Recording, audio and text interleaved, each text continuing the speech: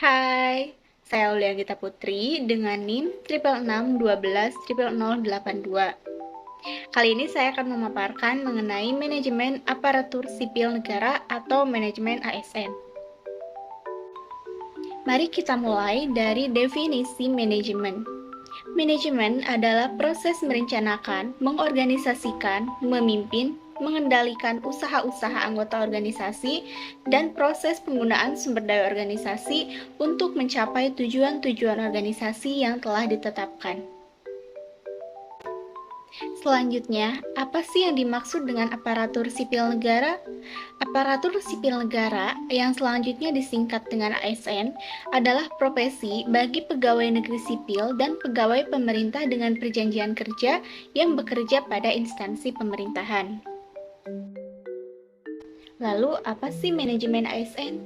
Manajemen ASN merupakan pengelolaan ASN untuk menghasilkan pegawai ASN yang profesional, memiliki nilai dasar etika profesi, bebas dari intervensi politik, dan bersih dari KKN. Manajemen ASN lebih menekankan kepada pengaturan profesi pegawai sehingga diharapkan akan selalu tersedia sumber daya aparatur sipil negara yang unggul selaras dengan perkembangan zaman. Pengelolaan ASN dilakukan untuk memotivasi dan juga meningkatkan produktivitas pegawai dalam melaksanakan tugasnya sehingga mampu berkontribusi pada pencapaian tujuan dan sasaran organisasi. Selanjutnya, kedudukan ASN dalam Undang-Undang Nomor 5 Tahun 2014 berdasarkan jenisnya terdiri atas yang pertama, pegawai negeri sipil, yaitu warga negara Indonesia yang memenuhi syarat tertentu diangkat sebagai pegawai ASN secara tetap oleh pejabat pembina kepegawaian untuk menduduki jabatan pemerintahan dan memiliki nomor induk pegawai secara nasional.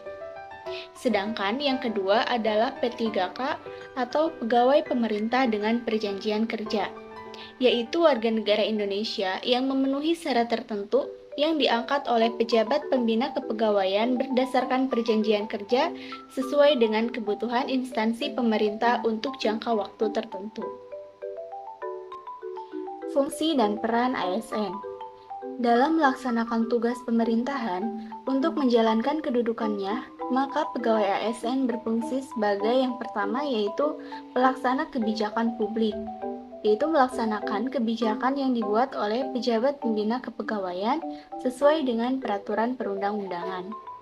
Yang kedua yaitu sebagai pelayan publik. Sebagai pelayan publik, artinya seorang ASN memberikan pelayanan publik yang profesional. Yang ketiga yaitu perekat dan pemersatu bangsa, mempererat persatuan dan kesatuan NKRI. Selanjutnya, peran dari pegawai ASN ialah perencana, pelaksana, dan pengawas penyelenggaraan tugas umum pemerintahan dan pembangunan nasional melalui pelaksanaan kebijakan dan pelayanan publik yang profesional, bebas dari intervensi politik, dan bebas dari praktek KKN. Selanjutnya yaitu hak dan kewajiban ASN. Seperti yang tertera pada gambar di samping, terdapat hak dan kewajiban PNS. Yang pertama adalah bagi PNS mempunyai hak untuk gaji tunjangan, fasilitas yang kedua cuti, yang ketiga jaminan pensiun dan jaminan hari tua, yang keempat perlindungan, dan yang kelima pengembangan kompetensi. Sedangkan hak yang diperoleh oleh P3K yang pertama yaitu gaji dan tunjangan, yang kedua cuti, yang ketiga perlindungan, yang keempat pengembangan kompetensi. Yang membedakan hak antara PNS dan P3K hanyalah jaminan pensiun dan jaminan hari tua. Sedangkan untuk kewajibannya PNS dan P3K ini sama-sama memiliki kewajiban yang tertera seperti 8 poin ini. Selanjutnya yaitu Kode Etik ASN. Kode Etik ASN merupakan pedoman sikap, tingkah laku, dan perbuatan ASN dalam bergaul dan bertugas sehari-hari. Kode etik dan kode perilaku ASN sebagaimana yang tertuang dalam Undang-Undang Nomor 5 Tahun 2014. Yang pertama yaitu melaksanakan tugasnya dengan jujur, bertanggung jawab, dan berintegritas tinggi. Yang kedua melaksanakan tugasnya dengan cermat dan disiplin. Yang ketiga, melayani dengan sikap hormat, sopan, dan tanpa tekanan. Yang keempat, melaksanakan tugasnya sesuai dengan ketentuan perundang-undangan. Dan yang kelima, melaksanakan tugasnya sesuai dengan perintah atasan atau pejabat yang berwenang sejauh tidak bertentangan dengan ketentuan peraturan perundang-undangan dan etika pemerintahan. Kode etik ASN ini selanjutnya lebih jauh dijelaskan dalam Undang-Undang ASN Nomor 5 Tahun 2014. Sekian pemaparan saya terkait manajemen aparatur sipil negara atau ASN.